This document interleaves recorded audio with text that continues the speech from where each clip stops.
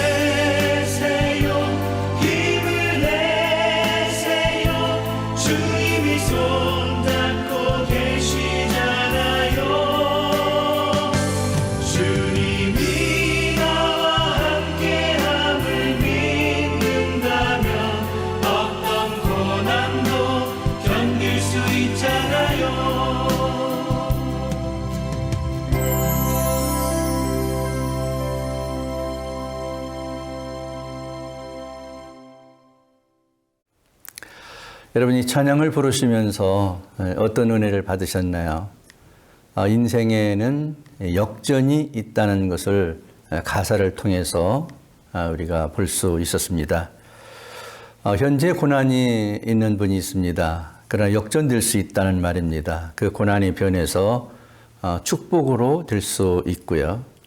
또 어떤 분은 현재 슬픔 가운데 있는 분이 있습니다. 그러나 역전될 수 있습니다.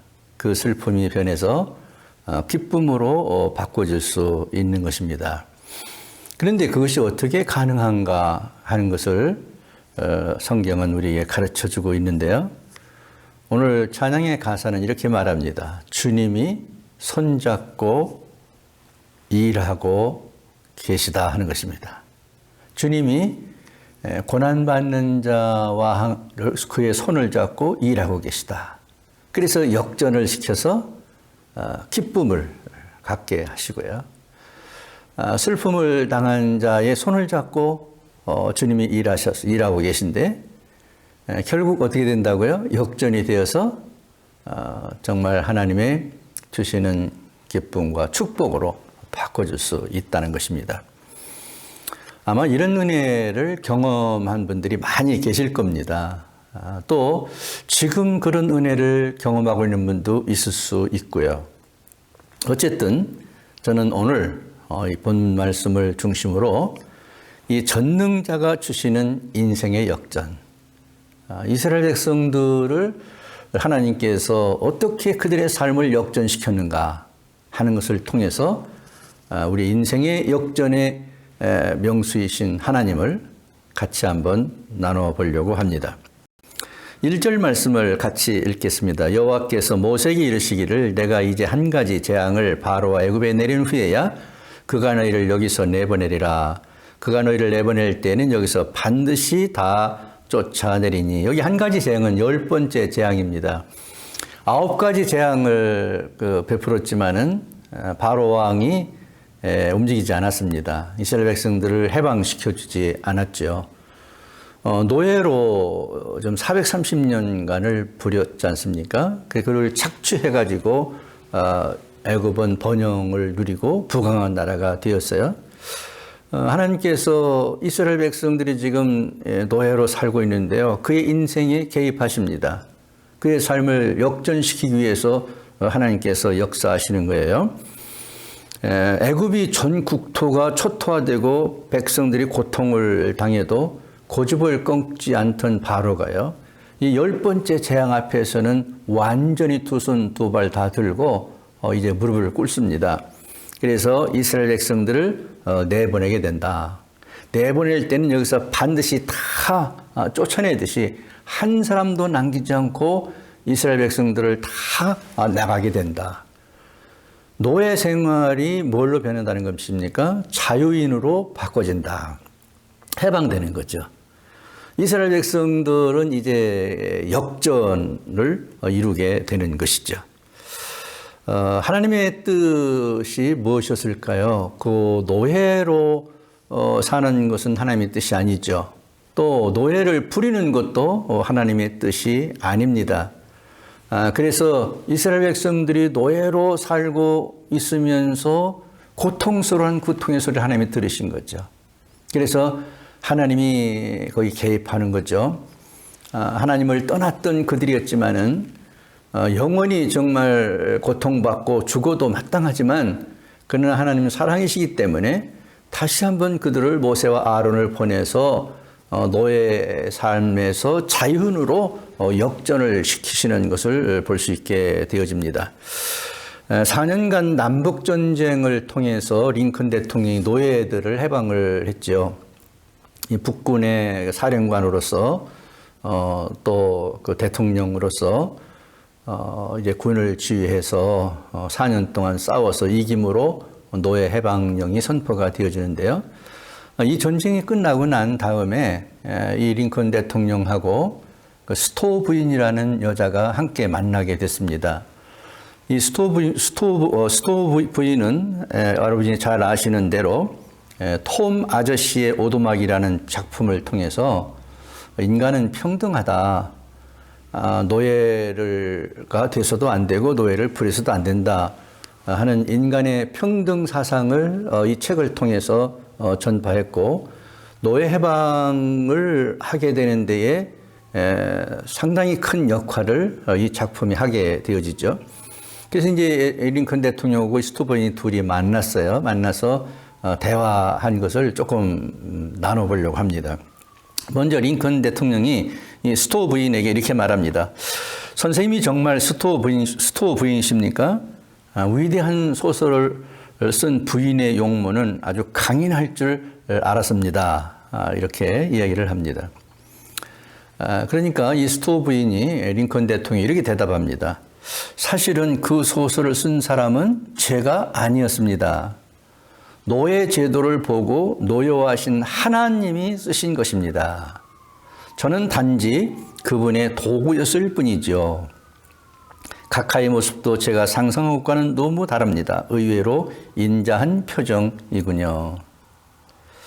그때 링컨 대통령이 이렇게 화답합니다. 사실은 제가 싸운 것이 아닙니다. 저도 작은 도구였을 뿐입니다. 자, 이 둘이 대화 속에 어떤 내용이 들어 있습니까? 이 스토우 부인이 이 작품을 통해서 노예가 해방되어야 된다는 것을 사람들에게 알리게 된 것은 그 소설을 쓴 것이 스토우 부인이 맞지만은 진짜 그 책을 쓴 사람은 하나님이었다는 거예요. 하나님이 노예제도를 싫어하시고 인간은 누구나 평등하다는 것을 가르쳐 주신 하나님, 그 하나님께서 그 작품을 쓰게 했다는 것이에요. 링컨 대통령도 북군을 이끌고 4년 동안 전쟁을 치열하게 했지만은 그것은 내가 싸운 게 아니라 하나님이 싸우신 것이다. 나는 하나님의 작은 도구였을 뿐이다. 이렇게 얘기했다는 것이에요. 여러분, 결국 노예 해방에 되게 된 그 역사에 누가 있었다는 거예요? 하나님이 계셨다는 것입니다. 그걸 얘기하고 있지 않습니까? 하나님이 하신 거다. 하나님이 하신 거다. 여러분, 하나님은 이렇게 이스라엘 백성들뿐만 아니라 모든 사람들이 노예로 사는 것을 원치 않으시죠. 하나님 뜻이 아니죠. 누구도 어떤 사람을 노예로 부리는 것을 원하는 그런 하나님이 아니신 것이죠. 그 하나님의 뜻을 받들어서 하나의 작은 도구가 되어서 이런 노예제도가 있어서는 안 된다는 작품을 쓰기도 하고 또 직접 전쟁을 통해서라도 하나님의 뜻을 실천하고 그걸 이루기 위해서 싸운 것이 하나님의 도구로 사용된 것이 대통령, 링컨 대통령이었다는 것입니다. 여러분, 그렇습니다. 하나님은요, 이스라엘 백성들의 신분을 역전시키신 분이십니다. 애굽에서도 마찬가지입니다. 노예로 살던 그들을 자유인이 되도록 해방시켜서 그들의 인생을 역전시켜 주신 것을 볼 수가 있습니다. 2절에 보면은요, 백성에게 말하여 사람들에게 각기 이웃들에게 은금 패물을 구하게 하라 하시더니 이스라엘 백성들이 애굽에서 노예로 살 때에 인권만 착취를 당한 게 아니라요, 물질적으로도 착취를 당했습니다. 정당한 임금을 지불하지 않았습니다. 그러니까 애굽에서 노예 생활하는 이스라엘 백성들은 가난하게 살 수밖에 없죠. 또 그 가난을 대물림할 수밖에 없죠. 그런데 그들의 노동력을 착취해서 애굽은 부자가 되었어요. 번성했어요. 그래서 애굽은 점점 더 부자가 되고 애굽 사람 점점 더 번영을 누렸단 말이죠. 그런데 하나님이 이것을 좋게 여기시지 않으신 것이죠. 그래서 모세와 아론을 보내서 그들을 구출해내는데 이 구출해낼 때에 어떤 일이 벌어지냐면 이스라엘 백성들이 이웃에 사는 애굽 사람들이 가서 금과 은 패물을 내놔라 이렇게 요구를 하게 됩니다. 그리고 애굽 사람들은 그 은과 금 패물들을 또 다 내주게 됩니다. 그래서 이스라엘 백성들이 노예에서 자유를 얻어서 출애굽을 하게 될 때에 많은 부를 가지고 나오게 된다 그 말입니다. 그런데 애굽 사람도 어떻게 됐을까요? 이스라엘 백성들을 착취해서 부자가 된 그 사람들은 오히려 어떻게 됐습니까? 가난하게 돼버린 거죠. 가난한 정도가 아니라 전 국토가 10가지 재앙을 통해 가지고 초토화가 됐고요. 그 땅에서 살 수 없는 땅이 돼버렸어요. 그래서 완전히 망하게 됩니다. 가난뿐만 아닙니다. 그래서 삶의 빈부의 차이가 빈부가 역전이 된 거예요. 전에는 가난했던 이스라엘 백성들은 부자가 됐고 부자였던 애굽 사람들은 가난하게 됐고 이렇게 바꾸어졌다는 것입니다. 여러분 이걸 보면은요 정말 하나님이 하시는 일은 놀랍습니다. 근데 이 일은요 일찍이 모세를 통해서 이스라엘 백성들을 구출하라고 할 때에 하나님께서 모세에게 일찍 일러준 말입니다. 출애굽기 3장 21절 22절을 보면은 나는 이집트 사람이 나의 백성에게 은혜를 베풀게 하여 너희가 떠날 때 빈손으로 떠나지 않게 하겠다. 여인들은 각각 이웃에 살거나 자기 집에 함께 사는 이집트 여인들에게서 은부치와 금부치와 의복을 달라고 하여 그것으로 너희 아들 딸들을 치장하여라. 너희는 이렇게 이집트 사람들의 물건을 빼앗아 가지고 떠나갈 것이다. 세 번역으로 읽어봤는데요. 이미 모세가 이미 하나님의 말씀을 통해서 이거 들었습니다. 그동안 착취당했다. 이스라엘 백성들이 정당한 임금을 못 받았다. 그러나 이제 그 백성들이 해방되어 가지고 노예에서 자유인의 신분이 역전만 되는 것이 아니라 이제는 가난을 벗고 부한 사람들로 역전을 내가 시켜줄 것이다. 오히려 부하게 살았던 그들은 가난하게 될 것이다. 이렇게 말씀을 하셨다는 것입니다. 이 놀랍지 않습니까? 밀린 임금을 받아주시는 하나님 모습을 연상할 수 있어요. 밀린 임금을 받아주시는 하나님. 이 하나님의 사랑과 세심함이 얼마나 귀한지 알 수가 없습니다. 저는 이런 생각도 해보게 됩니다. 이 땅에서 어떤 분들이요, 정말 그 많은 일을 했는데 그 일한 것만의 대가를 못 받았어요. 그런 분들이 있지 않습니까? 그런 분들이 하나님께서 보실 때에 그 정당하게 내줘야 될 것을 내주지 않은 그 사람들을 좋지 않게 보고 계시다는 거예요. 그래서 어떤 기회가 오면은 역전을 시켜서 하나님께서 밀린 임금을 받아내 가지고 나서라도 그렇게 해서라도 반드시 일한 대가를 받도록 해주시는 하나님이시다. 이걸 우리가 여기서 볼 수가 있어요. 놀라운 일이 아닐 수가 없습니다. 그래서 역전됐어요. 가난하던 이스라엘 사람들은 부하게 됐고요. 부했던 애굽 사람들은 아주 가난하게 되고 말았습니다. 인생사 사용지말한 고사성어가 아니더라도요. 정말 역전은 언제든지 일어날 수 있다는 거예요. 하나님은 다 보고 있고 다 알고 계시기 때문에 이렇게 하신다는 것입니다. 공평하게 하시는 것이죠. 정당하게 하시는 것이죠. 이게 우리가 믿는 하나님이에요. 누구도 흉내낼 수 없는 놀라운 하나님의 은혜이죠. 5절에서 7절의 말씀을 읽습니다. 애굽 땅에 있는 모든 처음 난 것은 왕위에 앉아있는 바로의 장자로부터 맷돌 뒤에 있는 몸종의 장자와 모든 가축의 처음 난까지 죽으리니 같이 읽습니다. 애굽 온 땅에 전무후무한 큰 부르짐이 있으리라. 그러나 이스라엘 자손에게는 사람에게나 짐승에게나 개 한 마리도 그 혀를 움직이지 아니하리니 여호와께서 애굽 사람과 이스라엘 사이를 구별하는 줄을 너희가 알리라 하셨나니. 이게 긴 얘기인데요. 아주 짧게 말하면 이겁니다. 이스라엘 백성들이 그 고난을 당할 때요. 애굽 사람들이 시간이 갈수록 더욱더 학대하는 강도가 커졌습니다. 왜냐하면 숫자가 늘어나니까 그들이 위협을 느꼈거든요. 그래서 그들이 그들을 학대를 정말 강하게 했을 때에는 어떤 일까지 있었냐면요.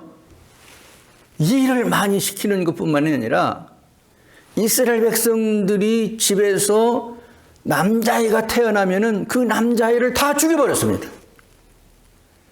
무시무시한 일이죠.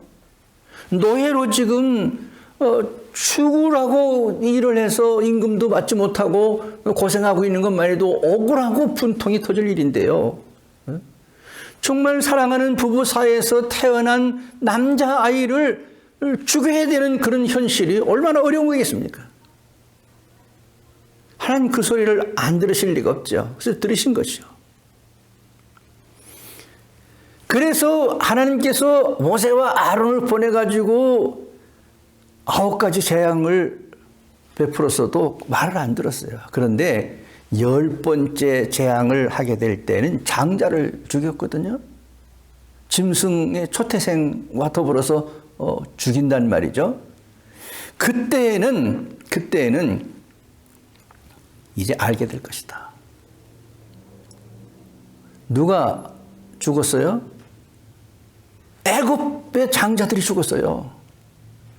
그 당시에 이스라엘 백성들은요, 개 한 마리도 죽지 않았어요. 개 한 마리도. 죽음의 신이 애굽의 전역에 들어가게 될 때에 이스라엘 백성들의 집은 건너뛰었고요. 애굽 사람의 집에는 집집마다 찾아가지고 장자들을 죽였단 말이죠. 생사가 역전이 됐어요. 생사가.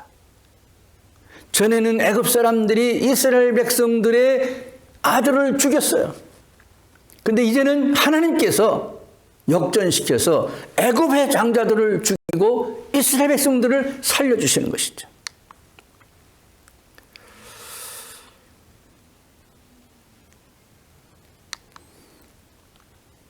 저는 이 사실을 보면서요, 놀라운 것을 느끼게 되어집니다.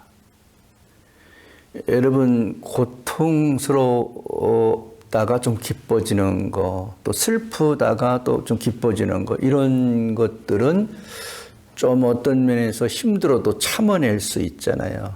그런데 아들을 죽이는, 아들이 죽어야 되는 상황에서 그 가정 어떻게 됐을까요? 근데 이런 죽고 사는 문제까지도 정당하게 하지 않았을 때 그것을 공평하게 하시기 위해서 하나님이 일하신다는 거예요. 이 말은 무슨 말입니까? 억울한 일이 있어서는 안 된다는 거죠. 억울한 일이 있어서는 안 된다. 누구도 억울한 일을 만나서는 안 된다는 거예요. 누구도 사람을 억울하게 해서도 안 된다는 거예요. 이것은 무서운 이 시대를 향한 하나님의 준엄한 음성이기도 합니다. 어떤 사회는 그렇지 않습니까? 지금도 이 현대 역사 가운데서도요. 억울하게 해서 사람을 너무 힘들게 만들어요. 그럼 힘이 없는 그 사람은 억울함을 당하고 그냥 참고 살아야 돼요. 사귀고 살아야 돼요. 하나님 그거 보고 계시다는 거예요. 누구도 사람을 억울하게 할 수 없다는 거예요. 또 억울함을 당해서도 안 된다는 거예요. 하나님 갚으시는 거예요. 생사를 역전시켜서라도 갚으시는 거예요. 공평하게 하시는 거예요. 이게 놀라운 일이지 않습니까? 이런 말씀을 보면은요, 정말 우리는 잘 살아야 됩니다. 우리 인생을. 누구 억울하게 하면 안 됩니다. 힘들게 하면 안 돼요. 또 억울한 일을 당했다고 그래가지고요, 정말 좌절하고 절망하고 그래서도 안 됩니다. 왜냐하면 하나님이 다 보고 계시고 알고 계시기 때문에 갚아주실 거예요. 역전시켜 주실 거예요. 그걸 믿어야 된다는 거예요.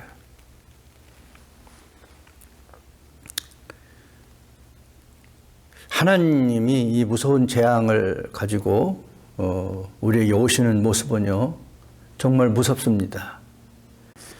이 4절 말씀을 읽어보면요, 모세가 바로에게 이르되 여호와께서 이와 같이 말씀하시기를 밤중에 내가 애굽 가운데로 들어가리니.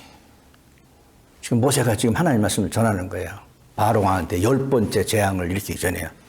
하나님이 나한테 말씀하셨다. 하나님께서 밤중에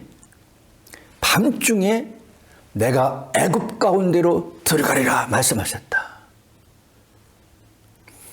이 밤중이 언제입니까? 이 애굽이 가장 나쁜 짓을 많이 하고 가장 완악하고 가장 정말 심각할 그때가 바로 밤중 아니겠습니까? 그때 누가 온다는 거예요? 하나님이 오신다는 거예요. 밤중에. 뭐하러 오세요? 왜 오실까요? 죽음의 신을 가지고요. 죽음을 가지고 오는 거예요. 악이 극에 달했을 때 더 이상 재앙을 더 베풀 만큼 그런 은혜가 다 떨어졌을 때, 지금 9가지 재앙했지만은 안 들었잖아요, 말을. 마지막 이 재앙 때 하나님께서 밤중에 오신다는 거예요. 그 지나갈 때 어떻게 됩니까? 애굽의 각 집에서는 장자들이 죽어서 울음소리와 곡소리가 끊이지 않았다는 것입니다. 이 잔인한 하나님일까요? 그거 아닙니다. 지금 보셨잖아요. 9번 워닝을 줬습니다. 지금 9번이나. 그래도 안 듣잖아요. 그래서 마지막 10번째 재앙이 이렇게 임하는 거예요. 죽고 사는 문제를 가지고 오시는 거예요. 이거 우리에게 무슨 메시지이십니까? 하나님은 기다리시는 분이세요. 하나님께서는 참으시는 분이시 끝까지. 그런데 마지막에 어떻게 합니까? 심판이 있지 않습니까? 마지막 심판주가 누구십니까? 하나님이세요. 마지막에는 뭘로 심판해요? 죽고 사는 것으로 심판합니다. 한 사람은 살리고요. 한 사람은 죽이는데요. 누구를 살렸어요? 고난받고 죽음을 당해도 자식을 죽는 아픔을 겪으면서도 한마디 말도 하지 못하고 살았던, 착취당했던, 고통당했던 그들은 어떻게 했습니까? 역전시켜서 그들은 살려줬어요. 그런데 그들을 괴롭히고 그를 죽도록 정말 착취하고 고난을 주었던 애굽인들에게는 곡소리가 나도록 죽음을 가지고 와서 심판한다는 거예요. 이 심판에는 항상 이중성이 있습니다. 하나는 살리고 하나는 죽이는 거예요. 무서운 거죠. 그 밤중에 하나님께서 애굽에 오신다는 거예요. 끝입니다. 그때가. 참 여러분, 우리 인생에도요, 이런 밤중 같은 때가 있습니다. 구원받는 자들에게는요, 이 밤중 같은 인생에 하나님께서 놀라운 축복을 가지고 오십니다. 이사야서 61장 1절에 보면요, 주 여호와 영이 내게 내리셨으니 이는 여호와께서 내게 기름을 부으사 가난한 자에게 아름다운 소식을 전하게 하려 하심이라. 나를 보내사 마음이 상한 자를 고치시며 포로된 자에게 자유를, 갇힌 자에게 노임을 선포하며. 할렐루야. 여러분, 우리 인생에 밤중 같은 때가 있습니까? 고난이 있으신가요? 슬픔이 있으신가요? 정말 해결 안 되는 그런 어려움을 갖고 계신가요? 내 인생에 정말 밤중, 한밤중 같은 그런 어려움이 있으신가요? 주님이 거기 오신다는 거예요. 왜 오세요? 구원을 위해서 오시는데요, 마음이 상한 자를 고쳐주러 오세요. 여러분, 마음 상한 자가 고쳐집니다. 이때 주님이 오셔서 어떻게 해요? 포로된 자에게는 자유를 주셔요. 갇힌 자에게는 노임을 선포해요. 이게 어두운 역사의 무대에 오시는 주님의 모습입니다. 그래서 주님은 포로된 자들에게 자유를 주시고 갇힌 자들을 풀어주시고 마음이 상한 자들을 위로하시고 회복시키고 치우시고 고치시는 거예요. 그래서 어떻게 하기를 원하십니까?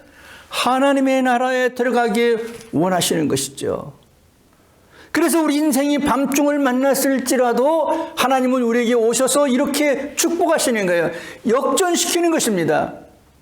가난을 부한 것으로 역전시키기도 하고요. 병든 것을 고쳐서 치유하여 역전시키기도 하시고요. 노예로 살던 그런 삶을요, 자연으로 역전을 시키기도 하시고요. 죽을 수밖에 없던 자리에 있던 자들을 영원히 사는 것으로 역전시키는 분이 바로 하나님이시라는 것입니다. 그러나 멸망할 자들에게는 어떻습니까? 오히려 역전이 되는 거예요. 부하게 살았던 그들은 가난하게 되고요. 기쁨으로 살았던 그들은 슬픔 가운데 있게 되고요. 사는 것 같이 보였지만 이제 마지막 어떻게 돼요? 역전돼서 망하게 되는 거예요. 그래서 주님이 밤중 가운데에 우리 가운데에 오실 때에 두 가지로 갈라지는 것입니다. 여러분은 어느 편에 서 계십니까? 어느 쪽이십니까? 둘 중에 하나입니다. 한 분도 애국과 같은 반열에 서서는 안 되겠죠. 이스라엘과 같은 반열에 서야 되겠죠. 바로의 편에 서서는 안 되겠죠. 모세와 아론의 편에 서야 되겠죠. 사랑하는 성도 여러분, 이 말씀을 기억하면서 우리 인생을 역전시키시는 주님이 나를 위해서 지금도 내 손을 잡고 일하고 계신다는 것이 믿어지면 어떤 어려움이 있더라도, 어떤 슬픔이 있더라도, 어떤 억울한 일이 있더라도 주님 손잡고 힘을 내서 살아가시게 되기를 바랍니다. 주님은 우리에게 오실 때 우리를 죽이러 오시는 게 아닙니다. 살리러 오시는 것입니다. 포로된 자들을 도와주고요, 갇힌 자들을 풀어주고요, 마음이 상한 자들을 위로하시고요, 죽은 자들을 살리러 오시는 것입니다. 그분을 붙잡고 우리에게 온 상황, 우리에게 임한 여러 가지 어려운 일들, 그것 때문에 낙심하고 절망하고 좌절하지 말고 그 가운데서 우리 손잡고 일하시는 주님과 함께 힘을 내서 역전될 때까지, 역전돼서 회복되는 그때까지 싸워나가시는 여러분이 되시기를 주님의 이름으로 축원드립니다. 할렐루야.